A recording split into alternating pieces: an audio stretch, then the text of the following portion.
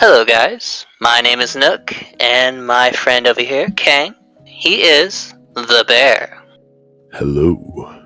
And welcome to episode number, I think 4 of the Nook and Bear podcast. Yeah, we're at 4 now. Wow, we're at 4.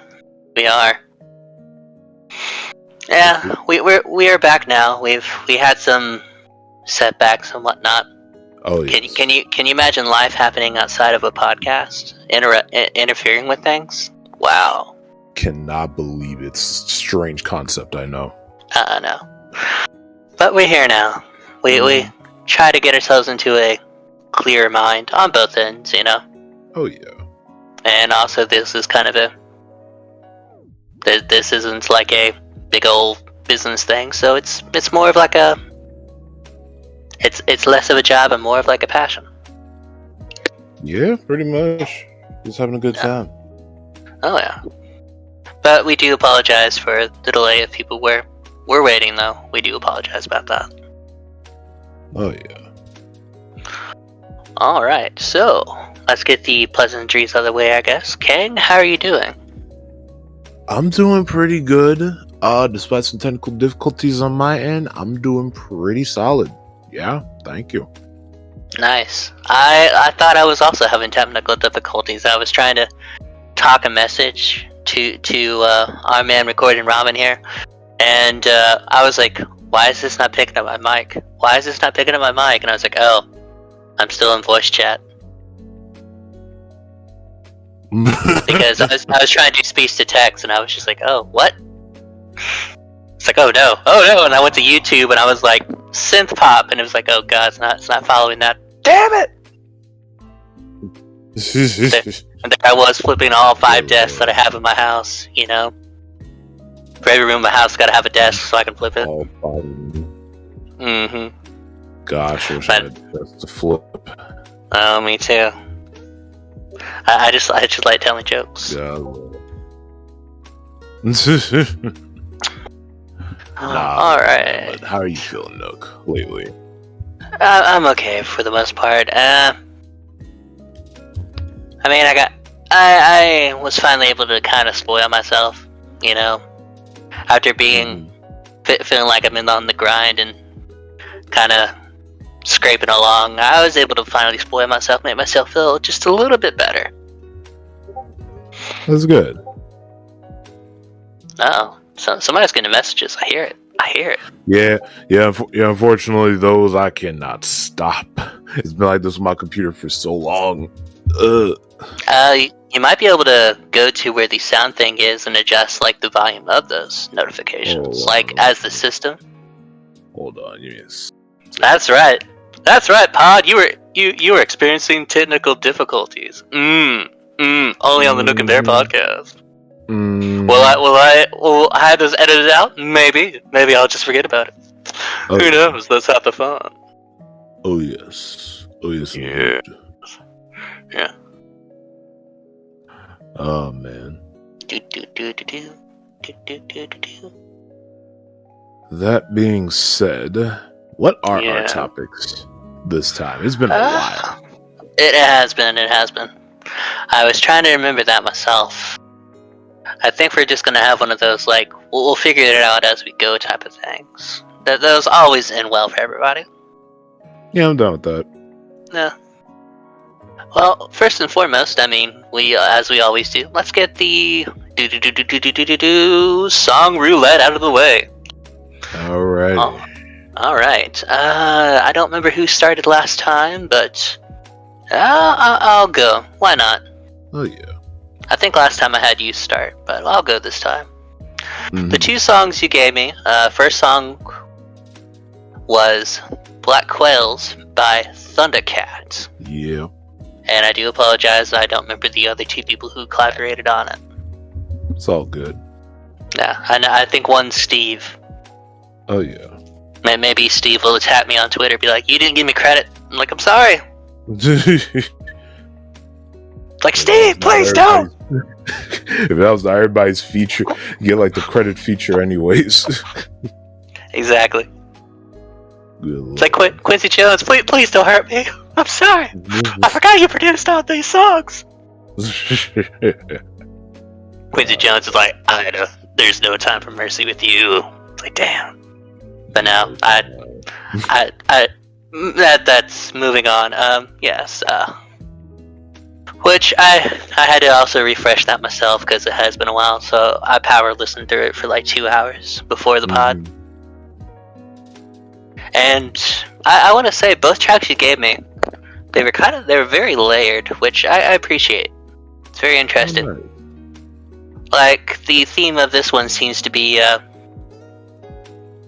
figuring out paranoias and whatnot, like trying to live without fear, but on the internet, quote unquote, and not talking about it is a way to kind of live with that fear. Yeah. And how, he shouldn't be posting stuff online because he's been robbed once before. Yeah. Which I guess also comes with, success and whatnot, because he's a very successful man. Mm-hmm. Thundercat. But he did say something I can't quite relate to. I was going to ask you about that. What's that? In one of the courses, they talk about the black man's grind. What is that? Yeah. It's essentially just like somebody trying to just like either working his way to the top and the hard part trying to stay there, which is just usually how it goes, especially in the music industry, which is like that for a lot of people, but it's like for like most black artists, especially when they never get their credit or due, it's like they gotta stay at that top or it's like fall into obscurity, you know what I mean? Okay. And that also does go with "Don't Put Me in That Box" lyric as well. Mm-hmm. Fears of being typecast. Exactly. It's like you want to do so much, but a lot of people just see you as this role or this like character or anything like that, and it's just like that's who you are, man. That's your legacy. But I want to be so much more. Like, yeah, but that's who you are. Yeah, that's exactly what it is. And I want to say for Thundercat, for his credit, like he is one mean bass player, but he's able to get all these features and has this unique sound about him. It's really he's quite an artist. Oh yes, he is. Like I do appreciate it. I do like his other songs too. Like of course I like Dragon Ball D-Rags because for the culture. Oh god, yeah. And for the memes. Mm-hmm. And I do like those changes because once again his bass playing's divine. Right. And very funky. Oh yeah.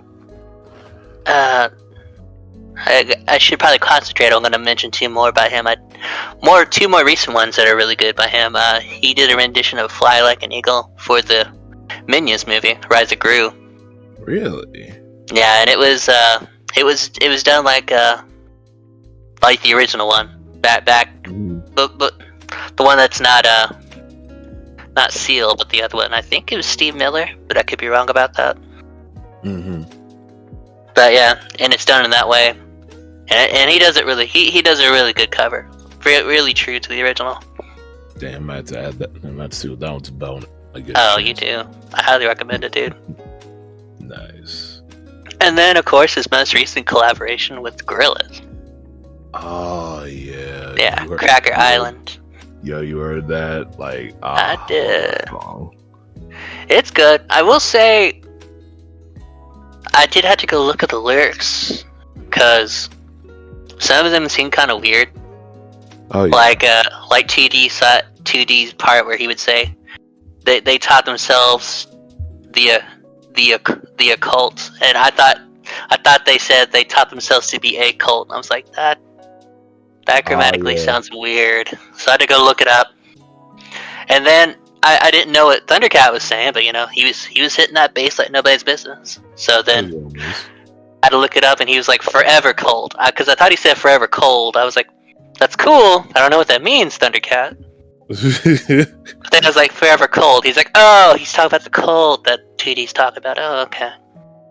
Oh yeah, no, that song in of itself is just like kind of insane, especially when it's like when I was like when they made the video and everything for that. and I was just like getting Mhm. more context to just the occult in general, and I'm just like, oh yeah, nah, this just makes way more sense now.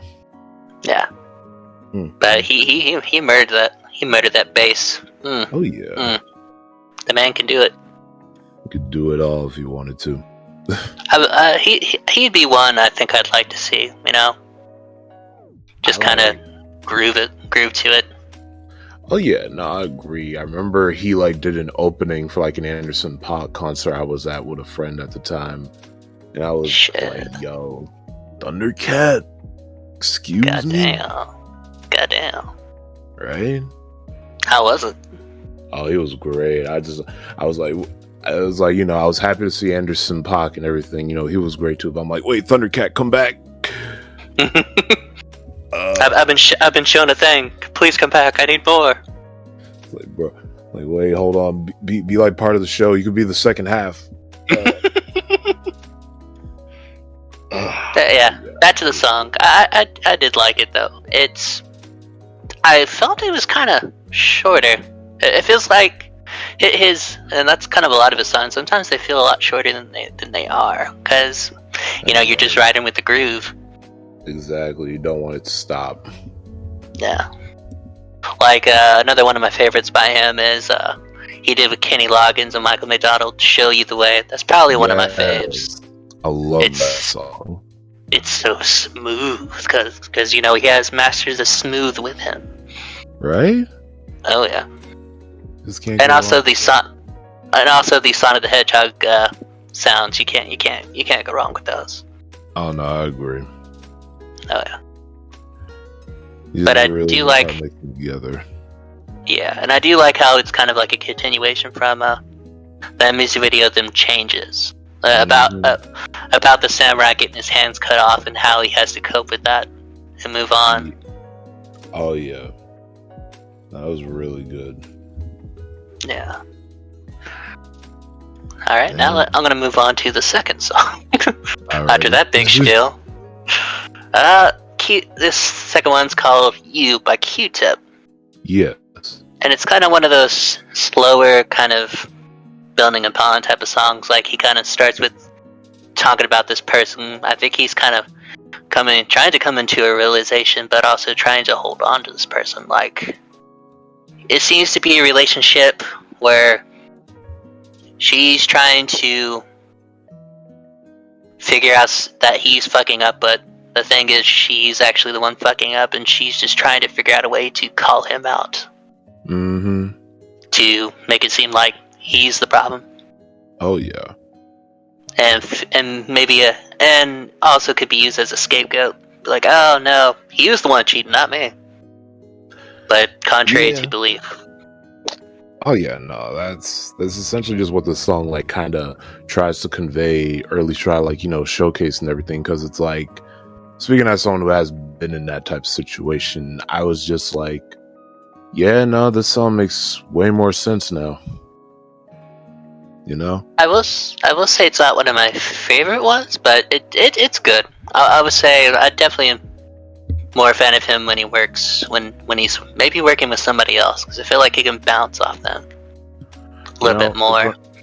You know, it's funny you mentioned that, because it's like with that song, I also like came across like an alternative version. It's unofficial, of course, but it's like, it's basically one where somebody mashed up like, you know, that song with some, you know, it still has Q-Tip in it, but it like adds like one of Kendrick Lamar's raps to it and everything.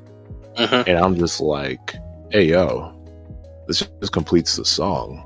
And it's like, I'll definitely show that to you after the fact, but it's like, I definitely say it brings the song together with that, instead of just being like, you know, has Q-Tip in there. Kendrick kind of just makes it go just a little bit deeper to complete it, and then it goes back into Q-Tip, and it's like, okay, this is a complete song now. Yeah, and I will say, I think it suffers from the same thing that maybe I feel like there should be more. Like, I feel like the song's a little short as well. Mm-hmm. But I mean, the point he's trying to get to, and the realization that he's trying to get to as well, I feel like maybe that That's probably the reason as well. Oh yeah. Because you try to get to your resolutions and your coming to terms and epiphanies quickly. That way you can hold on to them. If you prolong them, you'll soon forget about them. Ain't that the truth? But yeah, that's pretty much it. But I do notice, like, at the end, he's willing to, I guess, give her a chance, but he says, contrary to belief, though. Mm-hmm. Like that would actually happen, let alone would she actually stay true. Yeah. Yeah. Which, I mean, I could understand that. Trying to give people chances. Sometimes too many. Yeah. But we're only human, so. Exactly. It's what we teach ourselves. People can be given chances. Yeah, as much as we can give. Good Lord. Yeah. I will say a couple more songs, well, not by him, but featuring him, I would highly recommend is, he does really good work with, the Chemical Brothers. One of my favorite songs by them, with him in it, is Galvanize. Really? It's got a nice, like, Eastern beat to it. And it's like, it's just simple, and the song's about, it's normally known as Push the Button song. Mm-hmm. But, it's about, waking up in the morning, getting on it, pushing the button to keep going, So really, like, get shit done type of music, And then another one that they did with him is Go, which is a really good song by them too. Like, that one has high energy, gets the shit going. It feels like one of those, like, I would say maybe like a fight, like, like you're in an arcade, and that's a song that would come on, and you'd Really? have your guys going and punching and kicking and whatnot. I might have played it for you before. We've been kind of out of whack for a little bit, so. Yeah. I got you. I probably, yeah, you probably did show it to me. I'll definitely listen to it again to get a reminder, because it's like, man, there's so much music that comes and goes, and it's like, I just want to listen to it all. Yeah.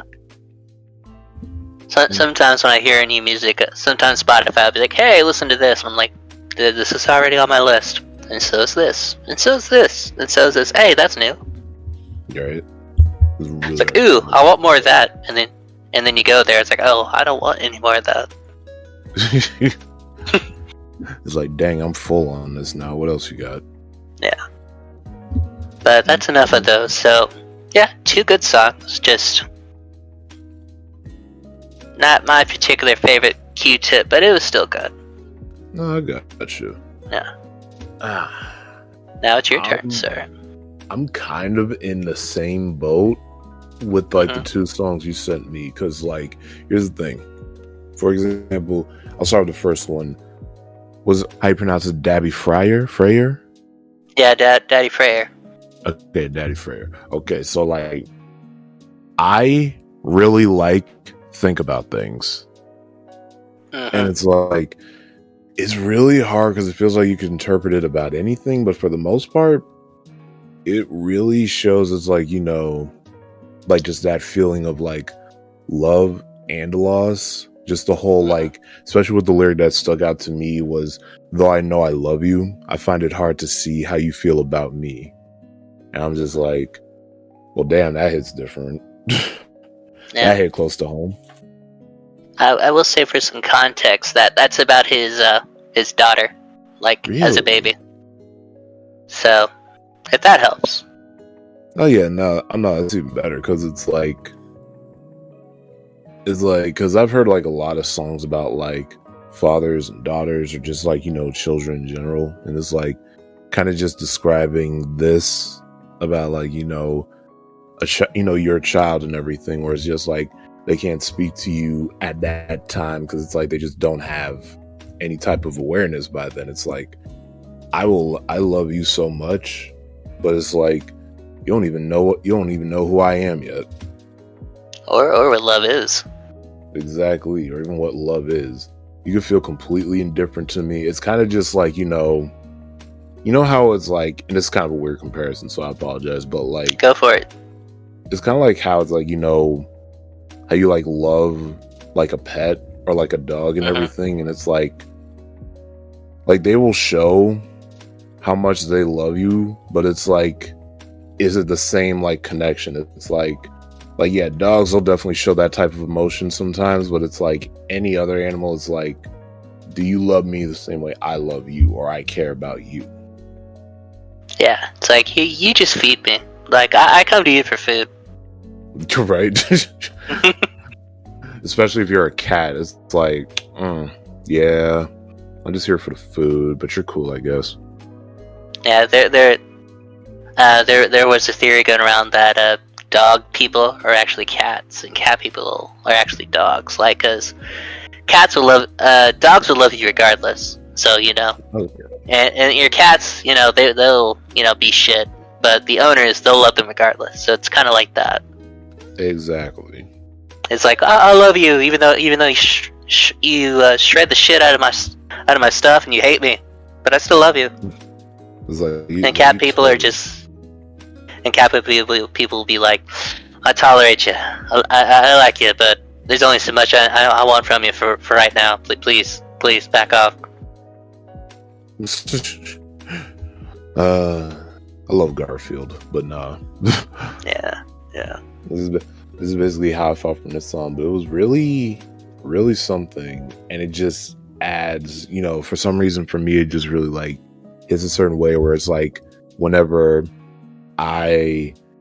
time comes for me to be like a dad or something like that, I'll probably just be playing this song in the background, because it's like, what will you, like, I have a son, a daughter, whatever, and it's like, what will you think of me when you first see me?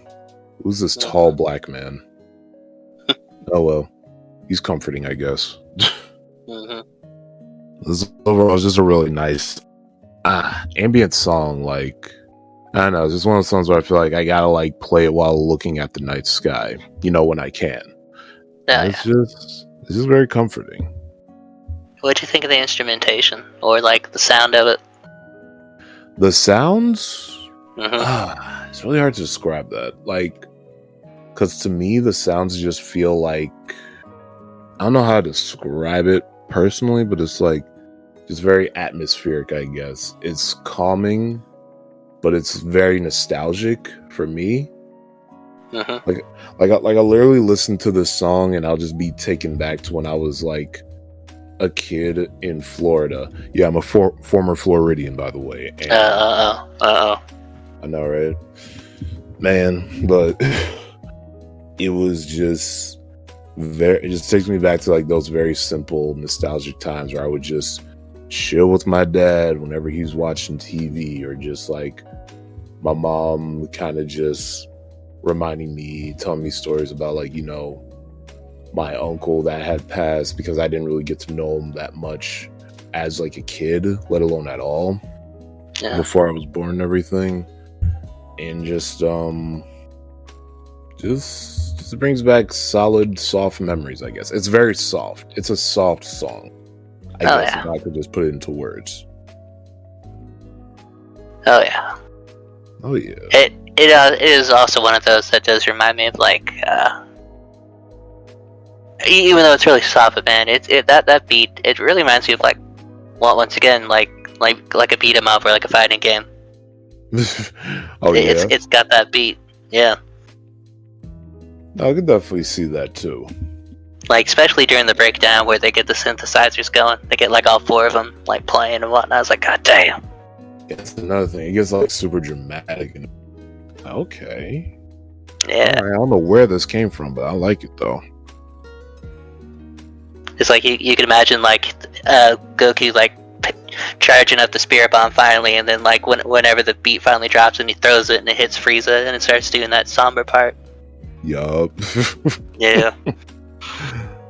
Oh man, this is really But good. yeah, it was. Well, I'm glad you liked it. Oh yeah, and then there's so hot you're hurting my feelings. Yeah.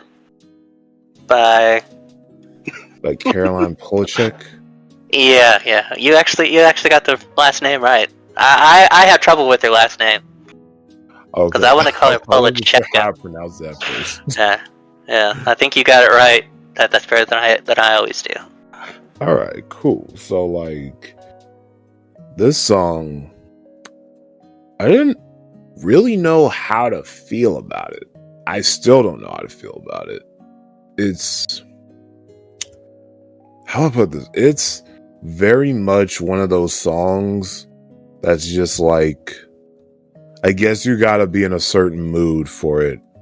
Because this was definitely not one that, I can't say it's bad. It's definitely just one song I feel like I gotta be in a certain mood to feel this song. So hot you're hurting my feelings. Because it definitely has that, it has a weird mix of like 2000s, like sad songs, but not like emo songs. You know, it's definitely not Evanescence, but it's definitely like just that weird pop sad music, like that weird pop heartbreak music. And I just, there are parts of it that I liked. Like the beginning I felt was kind of just going like a slow burn, and then it takes me off in like the middle mark where I'm just like, okay. I really just don't know how to describe it. I don't know how to put the feeling about it. That's the part I feel bad about. I don't know how to feel about this song. Hey, there's nothing wrong with that. I will say I think it is kind of a love song. Like somebody maybe you're kind of have distance, like maybe having like a long distance relationship. Where you kind of have to live where you are, but you kind of still have your feelings about the other person. Yeah. I mean, I could also see it being working as like a breakup song to where things remind you of said person. I mean, that makes sense as well. Oh yeah. But I will say when I first listened to it as well, I was just like, this is different. This is weird. Yeah. And, then I was like, I gotta listen to this again to kind of try to grab what am I listening to? Oh yeah. And then whenever she does the whole inhaling and then part, and then she does the whole that part with the where the beat drops and turns into like almost another different genre altogether. Yeah, that's just how it was for me, and I'm like, maybe I gotta listen to it a couple more times, but it's like, yeah, it's just one of those songs I don't really have much of a strong opinion on. I think it's pretty good. I just don't know if it's, I guess I just can't say I love it. That's definitely a like. I don't know. I guess it's kind of just like, I guess it's kind of ironic with this being like a love song and everything. And I'm just like, it's definitely one of those like, dang, I got a crush, but I don't know how to feel about them personally. Like, it's just one of those things where it's like, you just gotta get to know the person.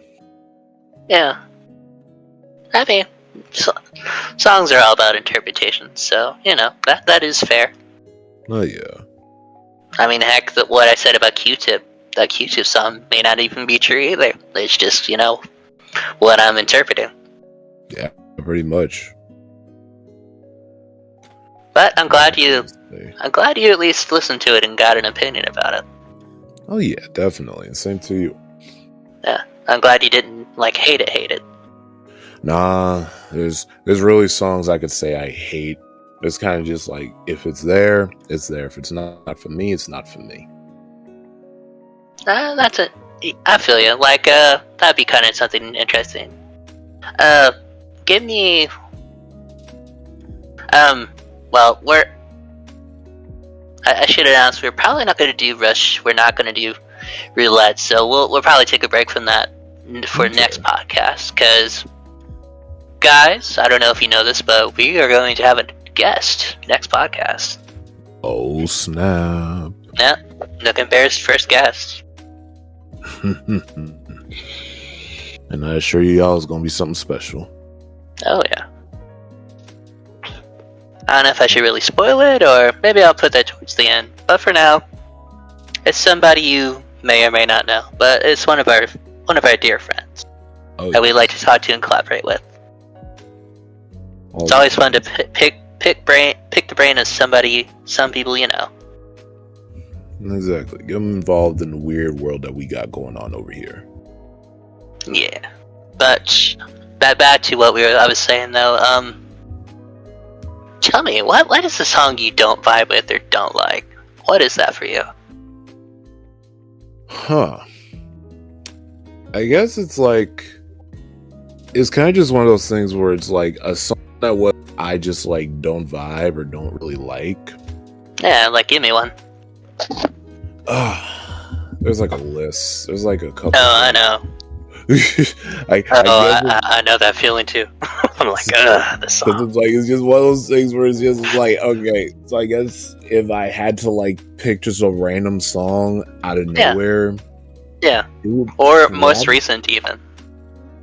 I guess it would kind of just be here. I'll pretty much just pick like a particular like artist. I'll say, go for it. I say this in all due respect to people who love this guy genuinely, because he passed on and everything a while back, you know, God rest his soul and all that stuff. And this is no diss to anybody who likes him, his music, or even his fans. But I'll say it with my full chest, I just don't like XXXTentacion. Because like anytime I'm listening to his music, I can't say I hate it. I'm not going to be that guy. Because like any bad song is really, depending on what type of person you are, any bad song is never really going to hurt you or harm you. And it's kind of just, for me, it's kind of just like, it's not for me. And that's really just how I felt about his music. And at first I thought it was the genre itself, but then I'd be listening to Juice WRLD and I'm like, okay, hold up. He kind of hitting. And for some reason, Extension just don't hit that for me. X just doesn't hit with me on that. And that's just how I feel. I don't think he's a bad artist. I just don't think his style's just for me, because that's really about it. I just can't really say I'm just really mess with his music. I just don't. It's just not my style, bro. Or it's just his style. It's just not what I'm into. Yeah. I feel you. And I think also. Sorry, I'm trying to think. I think Juice WRLD, didn't he die too? Juice, I think he did. Yeah, he probably did. Yeah, I was trying to remember that. But no, that is understandable. And hey, I'm also glad you said the whole, you hate to knock on somebody that's dead or whatnot.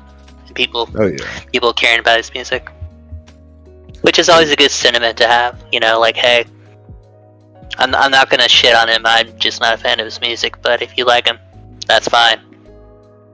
No, yeah, just gotta keep it. Just gotta give at least that type of disclaimer. I'm not gonna shit on a dead man whose like worst thing that he ever did was just make music I'm not a fan of. Like, come on, bro. Yeah.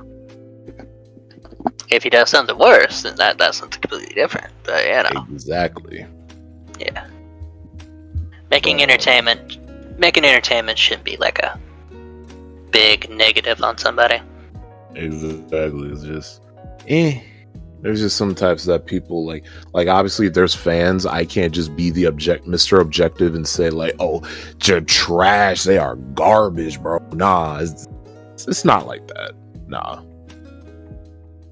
I ain't gonna be that guy. But how about you, Nook? If there's any type of artist or type of particular like artist in general or music or song, whatever, that you just don't really vibe with, let us know, homie. What's on your mind?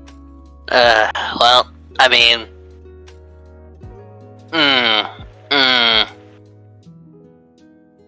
I really don't like, and maybe I should say it here while our quote unquote guest isn't here, so that way they don't kill me. Mm-hmm. I don't like Imagine Dragons.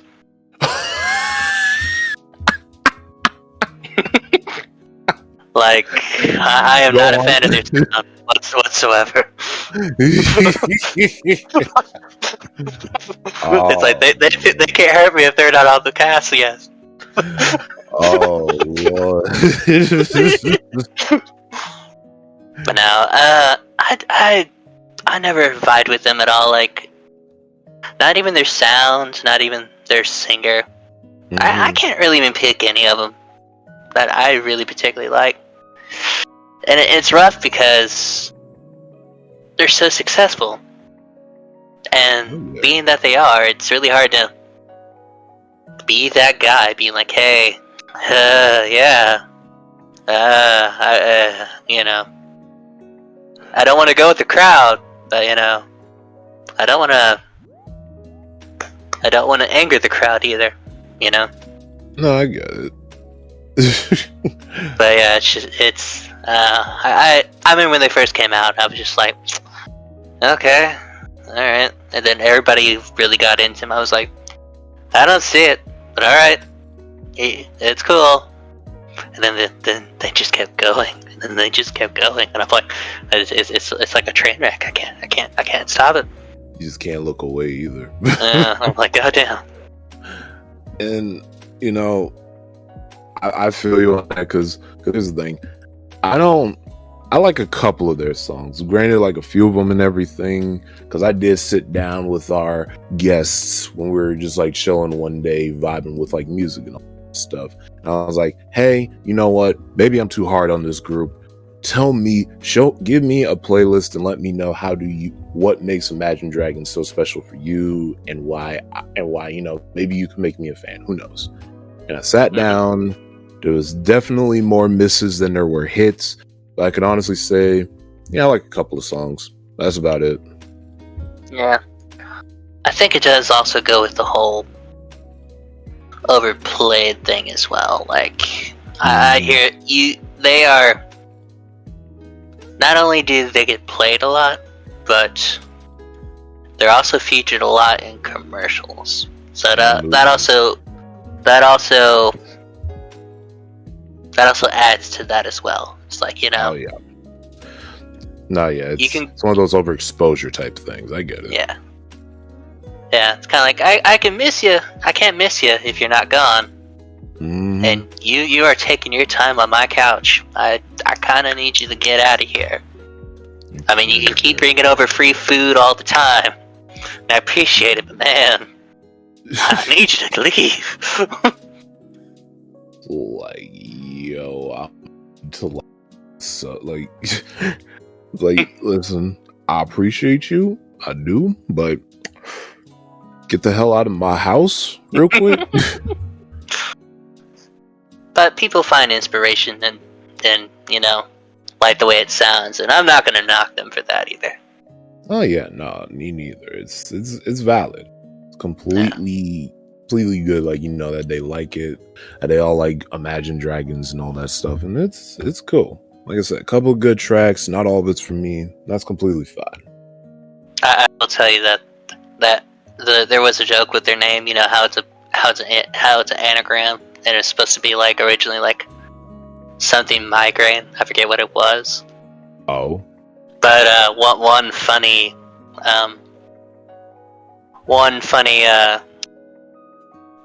result of anagramming their name is like raging gonads.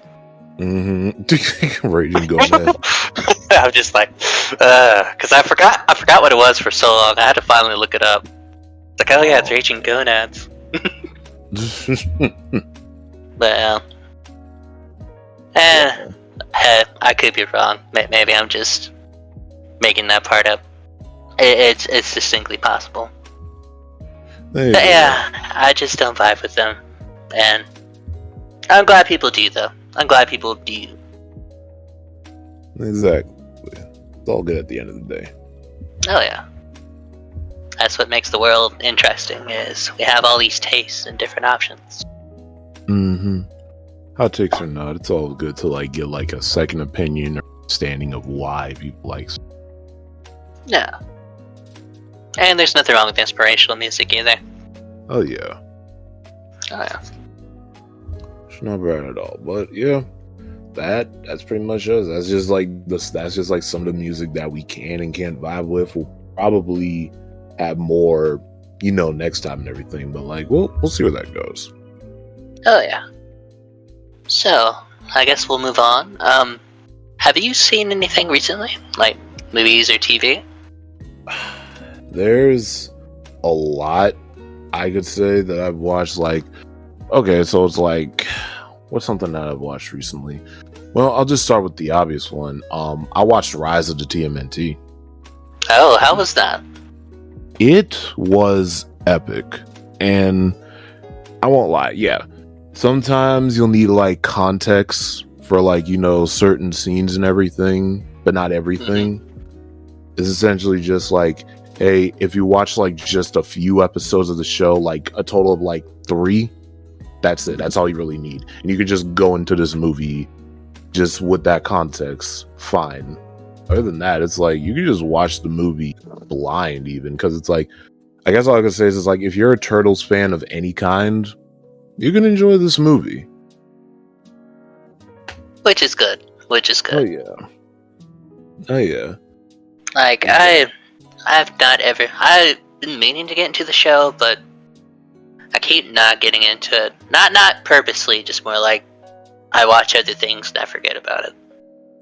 No, trust me, I know that feeling well. I am still trying to get into like Breaking Bad, and I don't even think it's a bad show. I'm just like, man, I'm watching so many other shows on my plate. I'm sorry. Yeah. Hell, like that. I get it. Hell, there's sometimes things that I probably should and want to watch, but I'm just like, I gotta put time out, and then I don't want to be hungry, and I want to be fully awake and fully conscious to absorb this media. Mm-hmm. I don't want to, be playing Elden Ring while watching it in the background, because it doesn't deserve that. Oh yeah. But yeah, I've been wanting to get into it, but I just haven't done it yet. I do know that it's one of the shorter runs of TMNT, so oh yeah, it'd like be easy to do. Oh yeah. Which, go ahead. Oh no, sorry. I was just saying, like, I watched that, and I watched this like oh yeah, I finally watched a Lightyear. Really? Yeah. What'd you think of that? Honestly, I could understand the problems, but I can also say with my full chest, it's very much overhated. I can maybe see that. Oh yeah, because I just feel like the movie was definitely trying to be too many things at once. But at the same time, I could definitely get the feeling of what they were going for. I can honestly say there was some heart to it. There was definitely a lot of, hey, we're trying to make this like origin of Buzz Lightyear. We're trying to make him established. We're trying to make him get like a different take and everything. And it's like, no, I get it. I could feel that. And the animation was nice. The voice acting was on point. And it's like, I really like like moments with like Buzz and his commander and everything, and how like they just had this cool like bond that was like more than just like, oh, she's my superior, I'm like the private and everything. It's like, no, it's like deeper than that. They're like family, and I love that. I love that heart to it. And like I said, it can come off as just like a generic sci-fi movie, but I won't lie, it looks nice. Definitely looks pretty enough to like, yeah, you'll definitely be here for the visual flair than anything else, but overall it's a decent flick. Nothing spectacular, but yeah, it's just something nice to put on in the background. Yeah. I will say, I don't think they marketed it quite correctly. No, like they market it as "quote unquote" the movie Andy saw before he got his Buzz Lightyear, but they really should have been like, this is the remake of the movie that he saw. Yeah, because a lot of the continuity in this feels like it was a reboot versus an actual like standalone movie. No, I agree wholeheartedly. Yeah, that is. It really does showcase that too. Yeah. And there was another point I was going to bring up. Oh yeah, the I guess standardized points sometimes with Hollywood lately. Did it feel like if they removed the name Buzz Lightyear, it could have been something else altogether? Yeah. Yeah, actually. Yeah, we're getting that. We've been getting a lot of that lately, like with Hollywood, and hell, Netflix has done it a couple of times. Mm-hmm. So, okay, I was kind of curious about that. Oh yeah, no, you're right. Like I will say, and make sure, gonna go look around, make sure nobody else is trying to kill me. You could maybe say, go ahead. Oh no, sorry. I was just gonna say, like, it's not really much because it's like, here's the thing, that a lot of like Hollywood movies and just like movies in general, where it's like, let's be real, most of them are basically just like lost scripts half the time. It's just like, hey, you see this movie that got scrapped, it's like, oh damn, hey, this is actually a pretty good idea. Let's make this let's just tweak it a bit and make it into something else. And that's kind of just what Lightyear felt like. It was like you said, you could just take out Lightyear, just take out Buzz, and it's just like it could just be a simple space story, or like, a sci-fi space movie, something like that. Yeah. Okay. But well, I'm glad you still liked it. At least I'm glad you're able to take that away.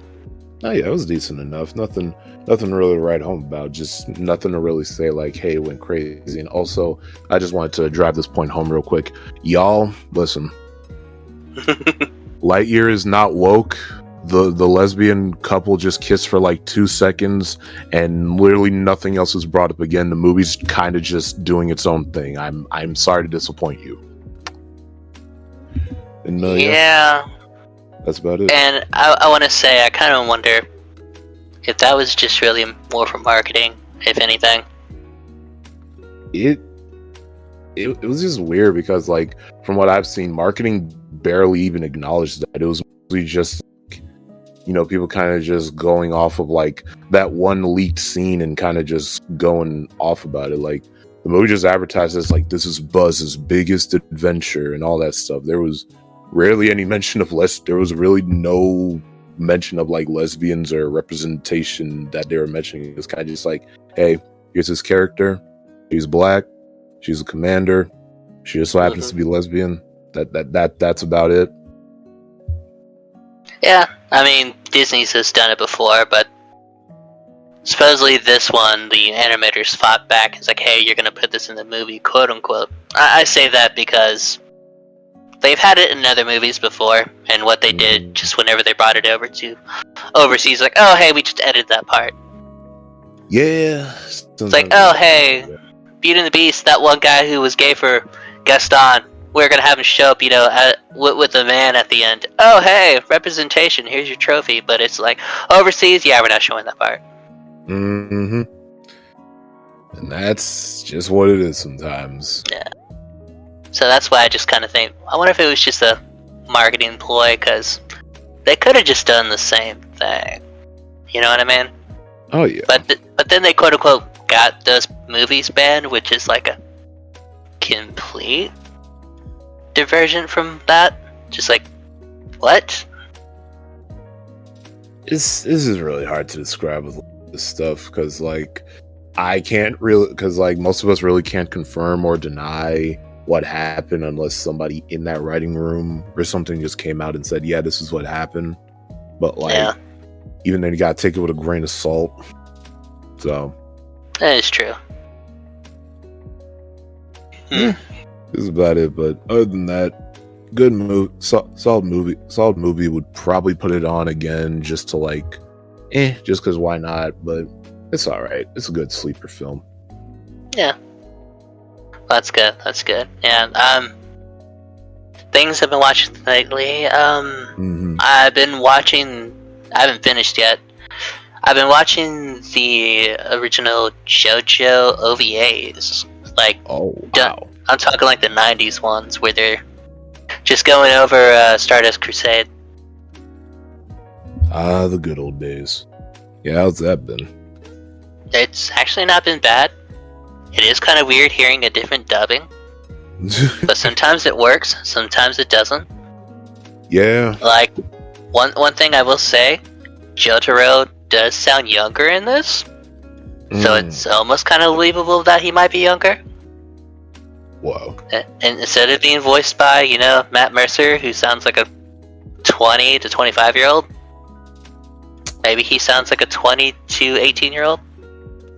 True. And it's like, at least they attempted to like make him sound younger and everything, like how he's supposed to be for a 17-year-old.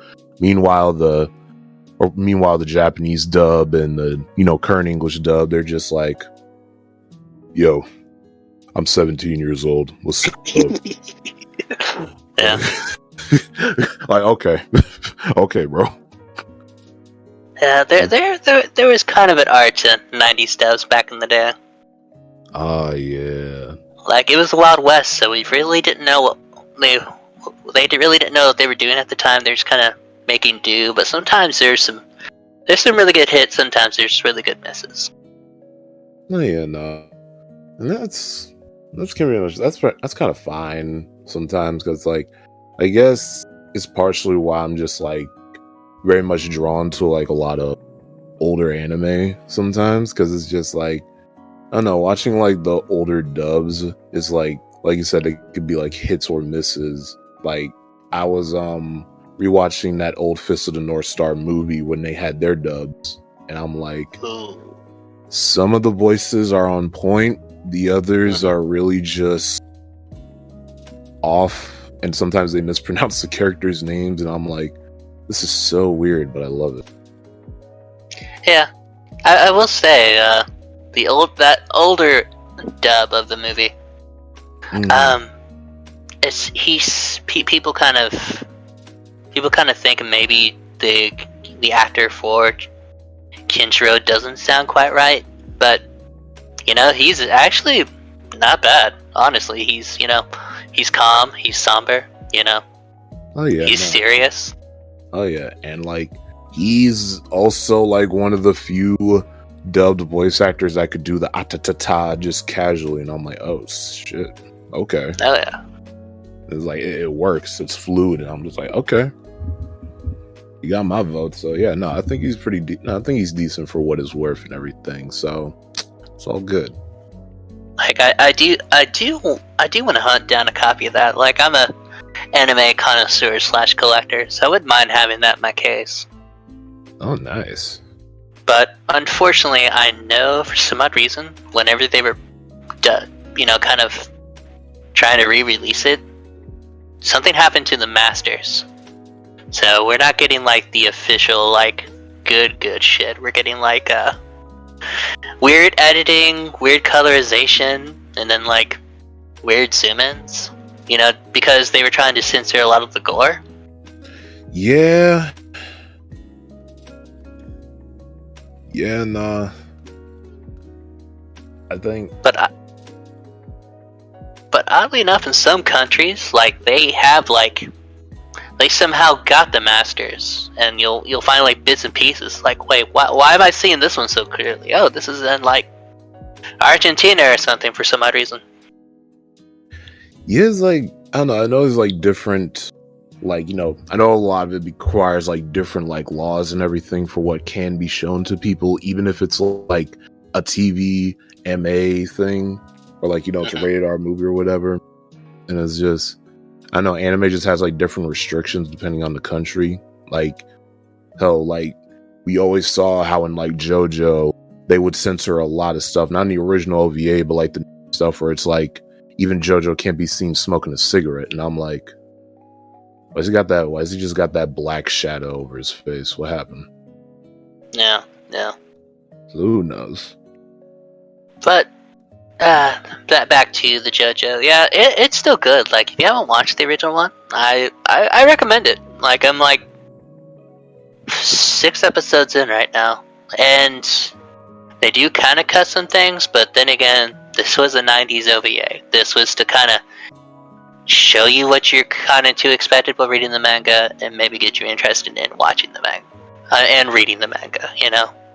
Oh yeah, I definitely want to like check that out because like I used to have one of the other OVAs on DVD thing when I was just trying to get myself into JoJo. Granted, I had no idea what was going on, but like it was interesting. So yeah, I definitely want to track that down. And also, it's interesting to see like maybe it's also to see like where it was going at the time before they kind of knew what they were going to do in the next chapters. You know what I mean? Exactly. It's like this is a world before, you know, diamonds are unbreakable. This is what's going to happen. No. But I could be wrong about those dates, but you know what I mean. No, it's all good. It's just, let's be real. Before anything, we just knew, like, when people mentioned JoJo's Bizarre Adventure, this was it. This is all we had. There was no part 1 and 2. There was not the other ones. It was like Stardust Crusaders and nothing else. Yep. Like hell, that was our first video game over here with Stardust Crusaders. Oh god, yeah. Yeah. Wow. Yeah. I will say one thing does get annoying about the OVA, depending upon where you watch it. I, of course, go to the one website, which, you know, I'm not going to mention it here, but you know what website. Oh, I know, brother. I know. Yeah. I will say every episode has a 3-minute opening. Really? Yeah, I'm just like, it's cool the first time because, you know, it kind of explains, you know, like it shows the ending of the Phantom Blood. Shows the ending of Phantom Blood. I'm like, okay, that's cool, that's interesting. But by the 6th episode, I'm just like, skip 3 minutes, skip 3 minutes, skip 3 minutes. Yeah, no, I get that. But yeah, it is kind. It's still good though. Like it is jarring to kind of hear other people dubbing, but for what it's worth, it's still good. Oh yeah, no, I get you. It's nice though. Yeah. Also, coloration's off too. It's like it's definitely more colorful than what we got in the newer ones, I will say. No, yeah, especially like later down the other parts of the OVA where they kind of like. Where pretty much you just give them better like color saturation or want to say different color saturation and all that stuff. Yeah. But no, I get you. But other than that, I did from eBay. Sort of a story. I was watching this one guy and he was talking about Star Wars. Like, right. Not a lot of people know about it. Not a lot of people want to talk about it, but I'm going to talk about it. He was talking about the differences between each edition of Star Wars.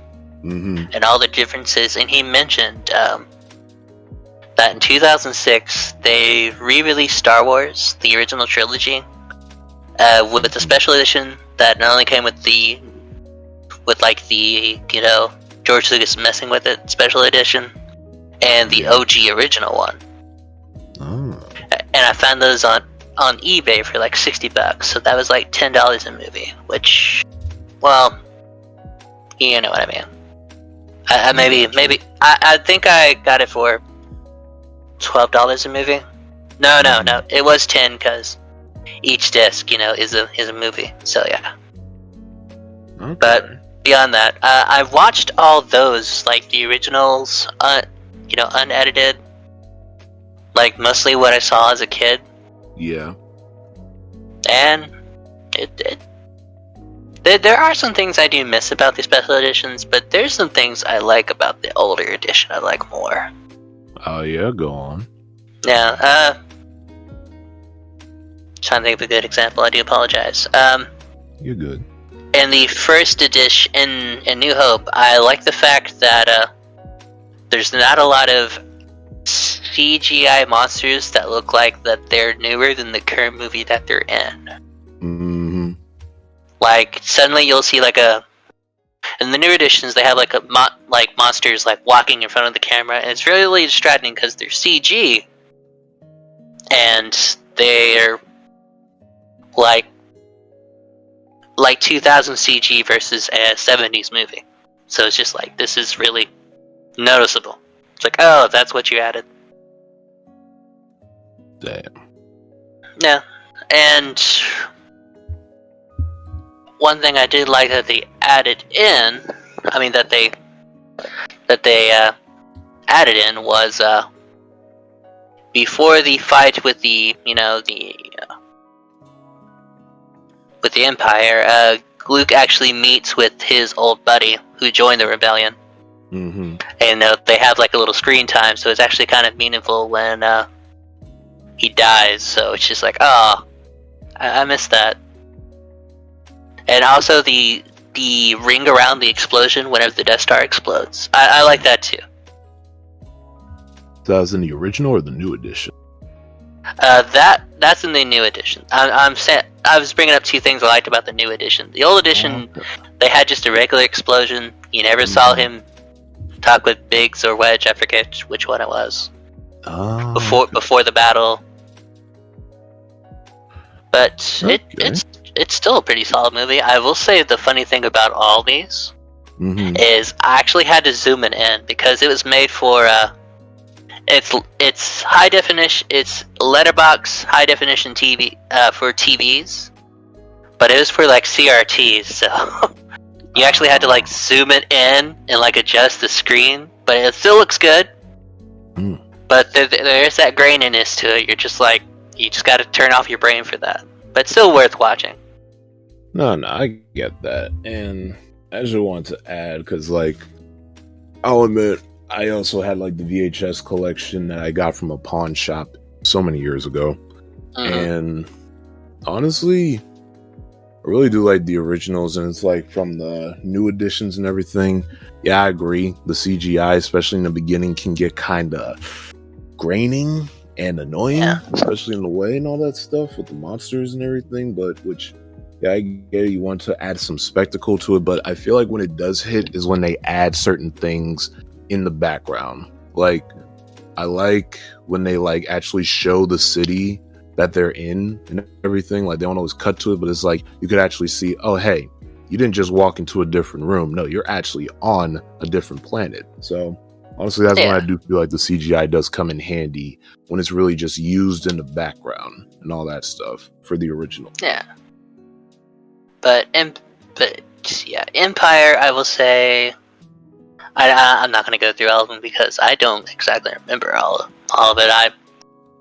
I watched it, I absorbed it, I made it part of my consciousness. I liked it. But there some other example was they whenever Darth Vader talks to Emperor Palpatine for the first time, he looks kind of weird. The second edition of the remake, they made him look too weird. Like they tried to overcorrect. Like originally he looks like a weird potato man. Second one, they made him look like he's like a white frog with like a robe on, like when he's talking to him in the hologram.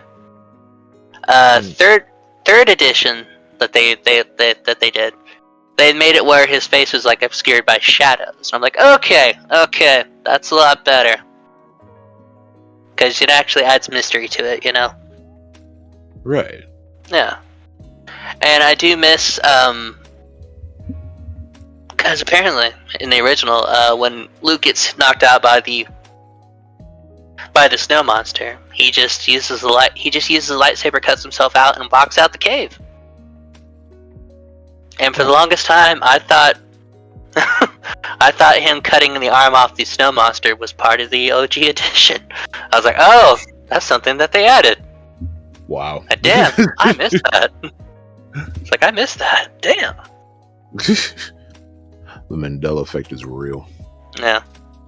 But it's just kind of like one of those things, like, there's some things I do miss that I wish they had, like, a mid-edition. Like let's do the bare minimum to it, Mhm. but enough to really make it work. Like, I do like the Jabba scene in the first movie when Mhm. Han Solo's talking to him, but it's once again really distracting, and the editing that they had to do to make him accidentally step on his tail.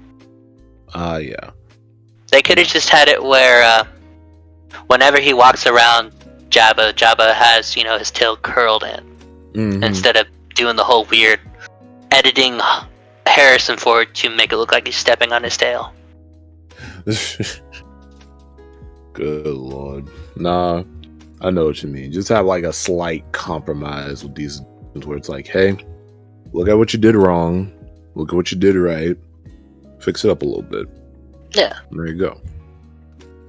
Yeah. And I do know that there's reports, like, I think George Lucas is sitting upon, like, an HD version of the OG ones, but he's like, he's just like sitting on them and not doing anything with them.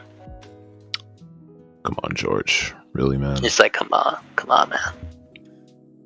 I know we're still kind of iffy about your remakes and your prequels, but still, come on, dude. Like George, listen, it's all good. I love Revenge of the Sith, probably my favorite Star Wars movie of all time. But like, come on, man. Oh yeah, my boy, come on. You know they starving out here. You see what they did to your boys. You see what they did with the sequels. Come on, man. and then they have their solo movies that kind of demystifies characters.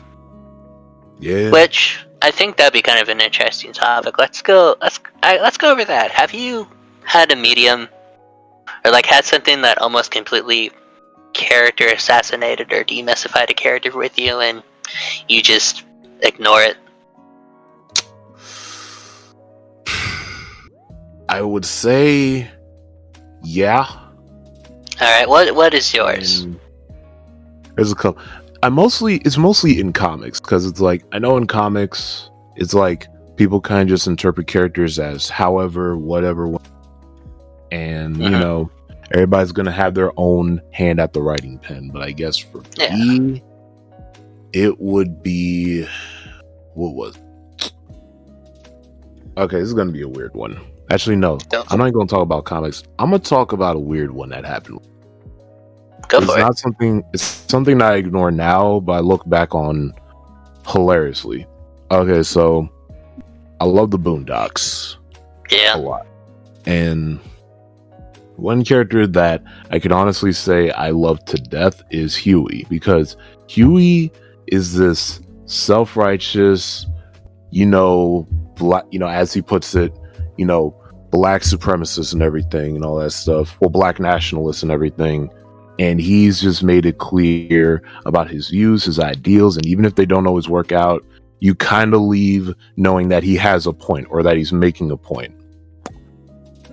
And the one thing that was like a complete character assassination was, and I know it's not canon, and I know I could just never look back on this again, but it's just something that stuck out to me because of how wild. It was this Boondocks fan fiction. And it was literally this Boondocks fan fiction I saw on fanfic.net, where the characters are like grown. They're like adults, like young adults in college and everything. And the weird thing that happened is how they made Huey. Because he started off in character, kind of just like, being straightforward, ignoring Jasmine and all that stuff. But for some reason, they made Huey weirdly horny. And the thing that got to me the most was literally by the end of the fanfic, or by the end of one of the chapters, is Huey himself saying like, I just want that fat booty though. Bring it here. I'm like, yo, who is this, bro? Bro, this ain't Huey. What is going on? He tried to like pulling up on like Riley's like OC girlfriend in that, and I'm just like, what is going on here? This ain't Huey. I'm like, bro, what is happening? It's funny, but it's so stupid. Goddamn. And I'm not one to criticize somebody's writing or anything. You know, I respect the grind. I'm definitely give you criticism for what it's worth, but it's like, holy shit, this is terrible. Goddamn. right, Huey out here trying to grab a hold of that ass, and I'm like, dog, this ain't you, bro. What you smoking, and can I get it? That's not quite where I was going with the subject, but I'm okay with it. I know, no, trust me, I know it was that, but it's like that was just one of the moments where it was like, this is a complete. I just feel like this is the only time I'm ever going to get to tell this story, so it's like I might as well drop it here. That's acceptable. That's acceptable. Like, Oh damn, God. man, that's fanfiction.net's work at its finest, right there. I love it, but damn, it's stupid. Oh man. But like, yeah, that was it for me. And I also guess, like, for a real quick side note, like, it was also kind of just like Dragon Ball's like Super's like weird idea of like Goku and everything. And I know like Goku's like kind of stupid and everything, and like he has moments where he doesn't care about his family or whatever, but it's like, weirdly enough, he does. He just doesn't know how to like properly, you know, treat them as like a family, like a normal person would. And that's just how it is. Super kind of just said, man, fuck my family. I'm just trying to fight. Ugh. Oh yeah, I agree with you there. Mm-hmm. Like they definitely took the seriousness and edge off of Goku, Like, and just been like, oh yeah, that's only reserved for when he fights. It's like, no, he has fun fighting too. yeah, He's multifaceted. exactly. And it's like, they just take away the fact that he genuinely cares about his family. Like, I remember in like the original Dragon Ball Z series, he used to just like have, like, he might not have always like understood it, but he loves his wife. He's had like moments where it's like he had like a nightmare of like the androids coming in and just killing his family. So it's like, bro, that don't show that he cares about his family, or he like has enough awareness to know like the severity of a situation. I'm pretty sure Goku does care about his family. Like, what happened between then and now? Yeah, and I guess I kind of wonder, like, did they do that to make Vegeta look better, parent-wise, do you think?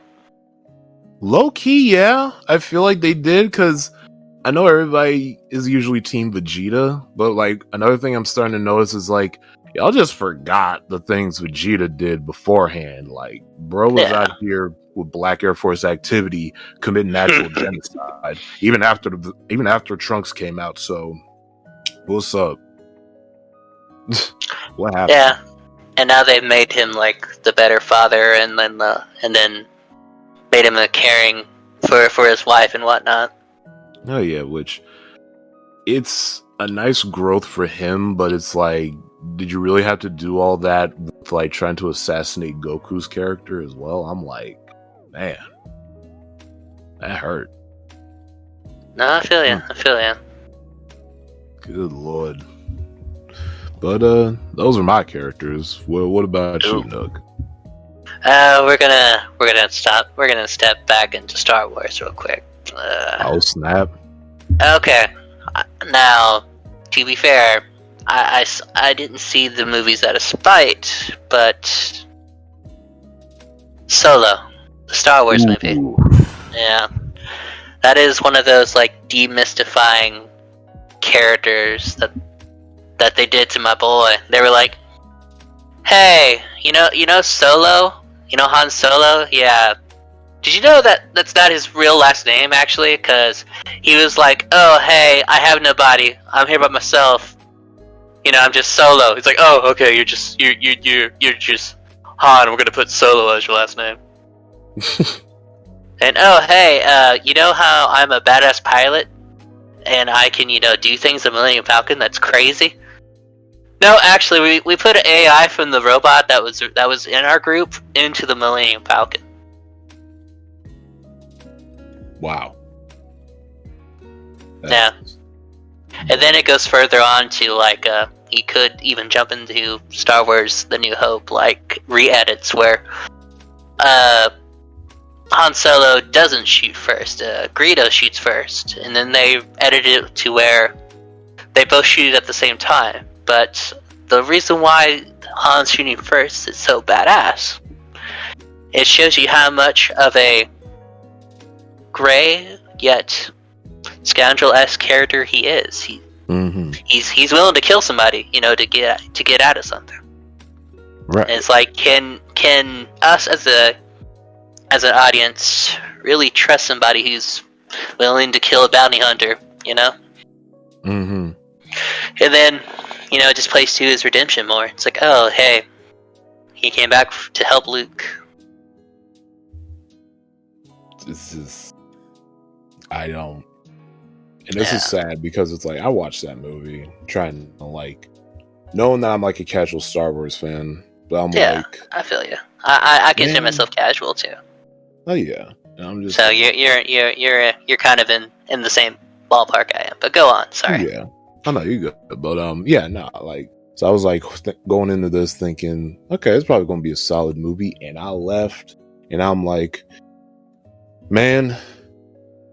Thank you, Childish Gambino, because that was a struggle to get through. Yeah. I will say to his credit, he was probably the best part of the movie. Yup. Even though, and sorry, I don't want to sound like a anti-woke social justice guy, but I will say it's like, I don't know, like I'm okay with him being pansexual, but I don't know if it was real or just like somebody asking. It's like, oh yeah, sure, type of thing, No, I got you. Like, I'm okay if that was him, because he seems like a horny type of a person, but I don't know.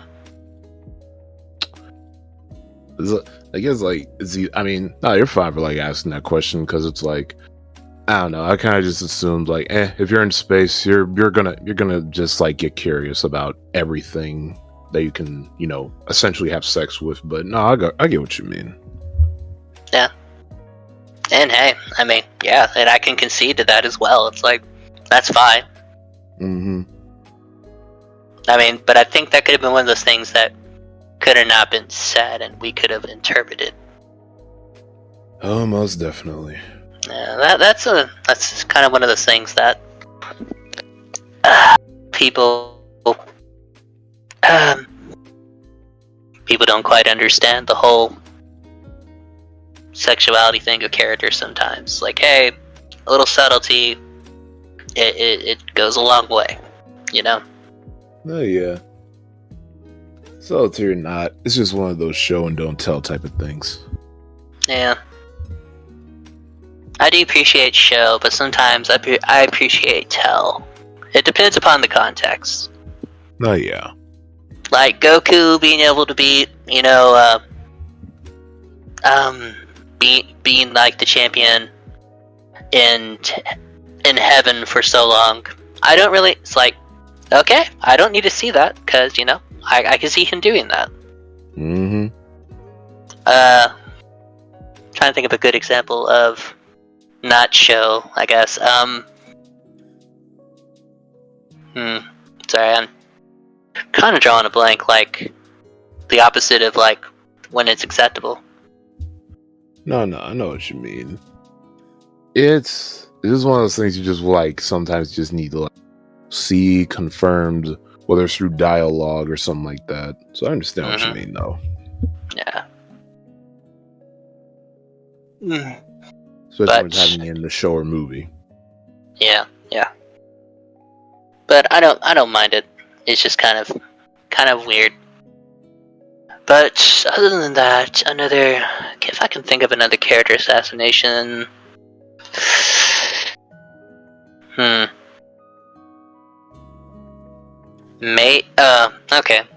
In the comic book, so Batman the Animated Series continuation. We'll go with that. Oh man. Yeah, you know what I'm going to talk about. Go on. Apparently, quote unquote, Batman got Barbara Gordon pregnant. Bum bum bum. Mm-hmm. And that's one of those things that I ignore at all costs, because one thing, I don't believe it just seems weird. First and foremost, we'll just get that out of the way. Yes, it is. It seems very backstabbery. Especially on Bruce's part. Yeah, that's another reason why I kind of ignore it. It can also seem kind of incestuous if you want to go into different contexts. It's also that, and it's kind of just like, and it's like, I don't want to pull out the G word, but it's like, Bruce, you literally molded this girl in your image and everything to be like, you know, part of your Bat family. And you knew Dick had feelings. You know Nightwing had feelings and all that stuff. And it's just like, the fact that you did that, like, bro, God Lord. And then if you follow the context clues of, like, some of the other times in the continuity, like, in the movie, which I kind of don't know if it's canon, the Batgirl, the Batwoman movie. Oh yeah, the one with the 3 Batwomen. Yeah, that one, I'm not even sure if that's really canon either. Because it just doesn't feel like it fits, you know? Yeah, it kind of has a weird spot in the whole, like, view timeline, so who knows? But that was one of the movies that was kind of one of the moments that kind of showed, like, Barbara kind of wanting more from Bruce than what Bruce was wanting to give her, you know? Mm-hmm. Yeah. So, and this is just me speculating. I do kind of think maybe it was a crush on her and more, you know? Oh yeah, no, because like in the, you know, the early episodes that she appeared in, she showed that she had feelings for Batman, like down horrendous feelings for Batman, and it's like, you know, it's like, oh, she's that, you know, she's Bruce Wayne, you know, he's Bruce Wayne and everything, and, you know, she'd probably get up, like, no, she's still into him, regardless. Yeah, and it's not. Yeah, then it's not like and it's not like Batman. It's not like Batgirl and Nightwing were together at that point either. Mm-hmm. Like he went away to, like, Bloodhaven.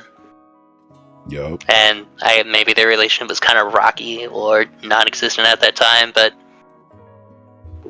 it still felt really fucking weird.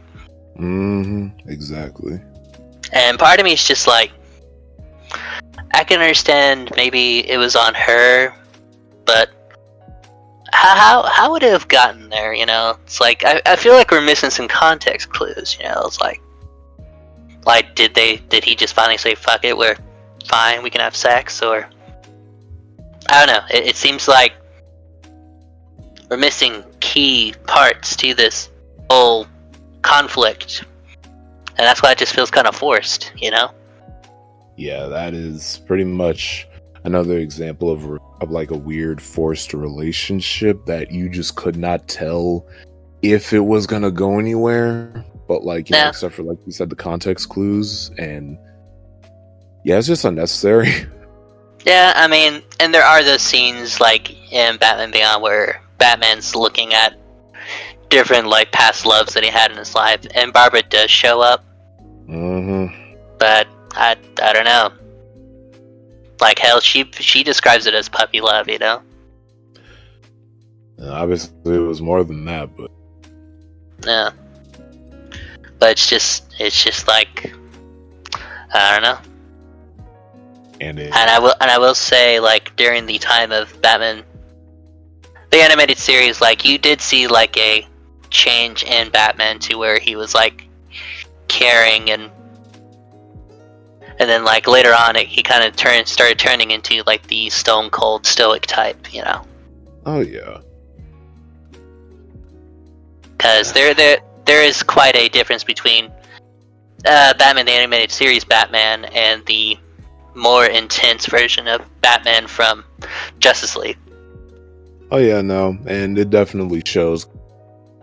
It kind of shocked me at first as a kid, because like I remember I was watching the early episodes when they were on, weirdly enough, the Hub channel, and Oh yeah. I was like, huh, Batman's voice is like way more calm and chill, and he's kind of more expressive even in the bat suit. And then then there's like the later half of the animated series and Justice League and so on, and I'm like, okay, now I see it. He just had a complete stone cold edge to him now, and I'm like, I like it, just very shocked by it. Yeah, and I guess it's kind of due to how Gotham has kind of like edged him into that stone cold attitude, Oh yeah. But that being said, mm-hmm. I just don't see how that would have happened. Like, in hell, to be fair, big Batman fanboy over here, so Mm-hmm. I could be looking, but I think I'm valid in my claims. I mean, yeah, literally look at all the evidence. Especially, it just doesn't help with the fact that it kind of hurt. Like, and I only came to this realization after making like one post where I said like, DCU's Batman is literally the perfect Batman, and I literally love everything about him. But it's like, then somebody reminded me of all that stuff, and I'm like, oh yeah, damn it. Mm-hmm. Ugh. That's why I kind of go with those. I don't know if those comics are actually like canon or their own universe. You know what I mean? No, yeah, trust me. I really hope it's like those couple of like Justice League Unlimited comics they used to do, where for some reason Power Girl came through. Like, huh? Okay. Mm-hmm. Good. Yeah, but that's probably my other example. Is that? Man, it's hard being a fanboy sometimes. Oh, it is, but we still got the good parts at least, and heck, we can at least ignore the bad parts. Like, we can look upon them, but we can be like, yeah, that's bad, and we can all agree that is bad. Exactly. Ugh, man. Yeah. That was pretty much our portion right there for like, character assassinations. What other stuff do we have before we close? Well, let's see. If you'd like. Mm-hmm.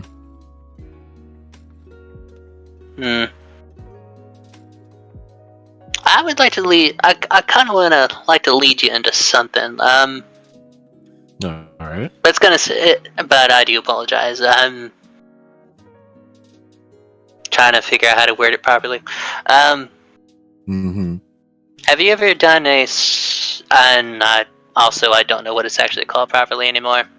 Mm-hmm. Have you ever done like a spiritual meditation cleanse?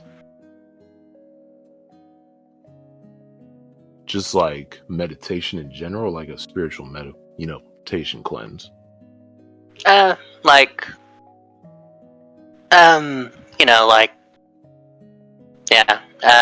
it's meditation plus something else, basically. I got you. I don't think I have then. Okay, then I'll lead you into that. I'll just need you to do a couple of things. Mm-hmm. I need you to stand up with your feet on the floor. Hold up. Alrighty. We're doing this. Yes, and I will tell you it's going to need a little bit of visualization. Mm-hmm. And we're going to see where it goes. Okay. Okay, what you're going to do is imagine a hole on the top of your head, and then imagine that hole forms a funnel. Okay? Mm-hmm. Alright. Now, with your feet on the floor, Yes. you can kind of have your feet synced up to Earth itself. Now, we're gonna go to your backside, where I do apologize. I think it's the root chakra. It's been a while. Mm-hmm. I need you to extend that and somehow join it with the Earth itself. Like, visualize about a way of doing it. Like, somehow connect yourself to the Earth. Well, now tell me what your visualization is. You can have a vivid imagination. I can feel my body having roots connect to the ground. Okay, that is a good example. Other examples I've also heard was like my friend who was really into DBZ. He'd imagine himself a tail touching the ground. Mm-hmm. I have heard the roots like you're standing upon a stump, so you're using that as like a way to connect yourself to Earth. Yes. I personally, I'm kind of more of a direct person. So what I do, I visualize a cord, like an extension cord coming from my back, and bottom part, and I plug into the world. That's how I do it. Okay. Okay. And now that you're plugged into the world, what we're going to do now is close our eyes, have our hands upon our, kind of like on your knees/legs. Mm-hmm.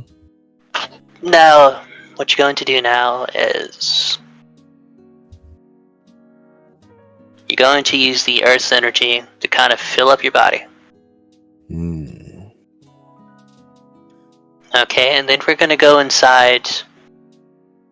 We're going to go inside to where your root chakra is, so kind of your core, like your stomach, if you will. Mm-hmm. And we're going to visualize like a whirlpool. And what we're going to do is things we've kind of been holding on to, emotions, problems. We're just going to kind of throw them in there.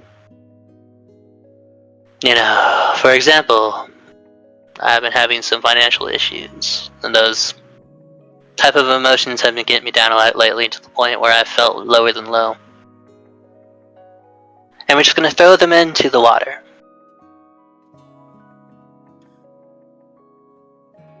Or like loneliness, like waking up, nobody there. Kind of throw that into the water. And just let it wash away. And let it, connect to the root into the earth. Have you stopped?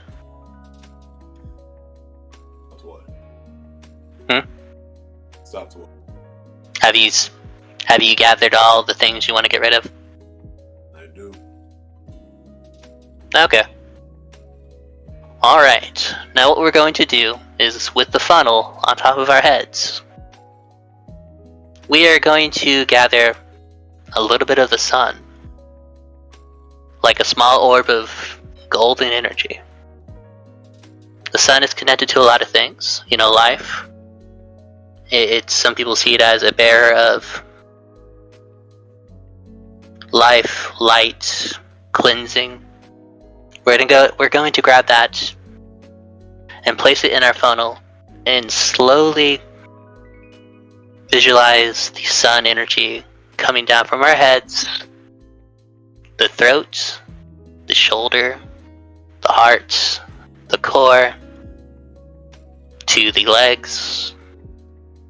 Then finally we will put it to the rest of our body, like the feet, toes.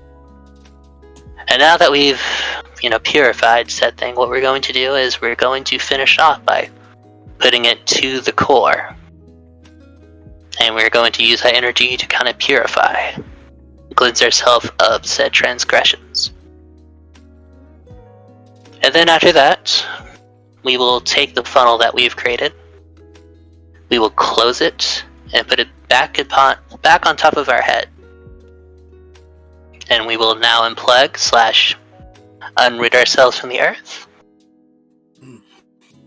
And we are done. Huh. How do you feel, Kang? I feel very good, actually. Okay, that's good. I learned that a long time ago. I haven't done that in a while. So I do apologize if I'm saying stuff incorrectly, but yeah. Just a really good way of relaxing and coming to terms with things. Yeah. It also helps not only with getting your mind to visualize things, but also it helps, realizing time is taking place, Honestly, Yeah. I felt that. It definitely feels like there's just been lifted off me, and just certain worries I just had to get. I needed that. We all can use that every now and again. I've been meaning to do that for a while too, so thank you for coming on with this journey with me, sir. Oh, most definitely, my good man. Mm-hmm. Yeah, I do sometimes. I do kind of dabble in alternative / beliefs and whatnot, but I like to think some of them are beneficial. Maybe more Eastern in their nature, but as long as nobody's hurting anybody, I really don't care. You know what I mean? Mm-hmm. Yeah, that's good. Yeah. Good stuff. Good stuff. Real good. All right. Yeah, we'll do that instead of the deep, dark questions that we normally do at the end. Which I had some good ones, but I was like, nah. I think we could probably use this for right now.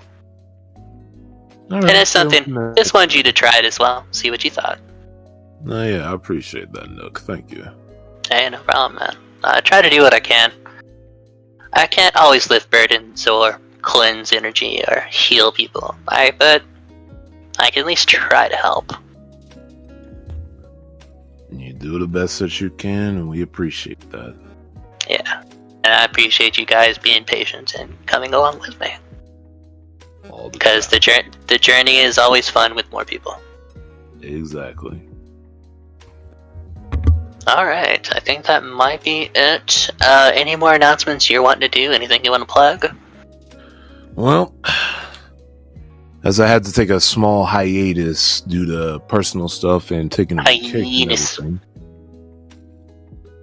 You said what? I said hiatus.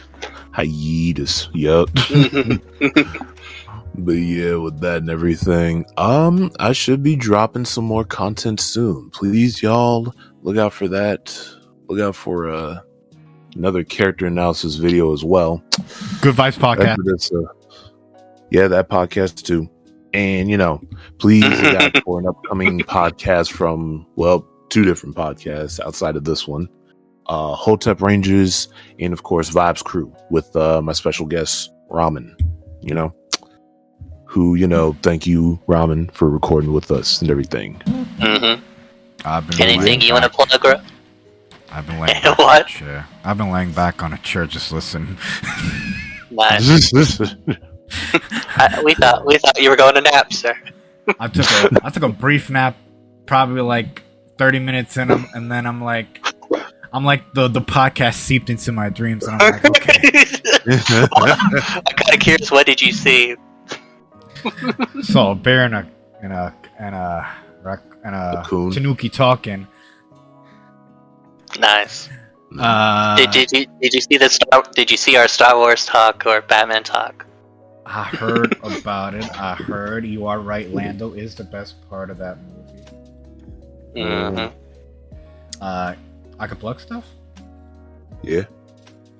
Oh, word. So I guess go subscribe to the the Vibes Crew channel. We have our 20th episode coming out Thursday. Don't ask what happened to the other one. Just it's a very bad birthday. I mean that anyway. Yes. Yes, 20th episode of the Good Vibes podcast Thursday. So that's it. And subscribe to the Vibes Crew, subscribe to Kang, subscribe to me. Any Dapper, Shade, Nook, the homie, and bitches and hoes. And I'm joking. Peace out, y'all. Whoa. All right, and we'll end it here. You guys have a good night Take care. and now. pleasant dreams. Bye.